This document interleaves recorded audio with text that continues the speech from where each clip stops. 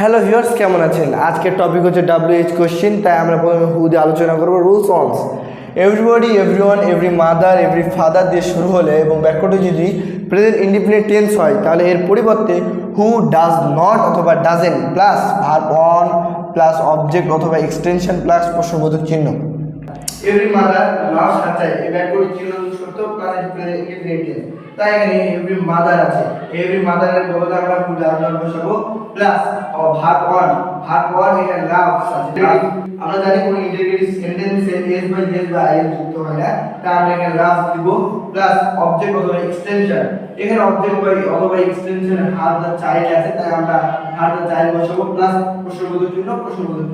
সকলকে ধন্যবাদ আমার এই ভিডিওটি দেখার জন্য।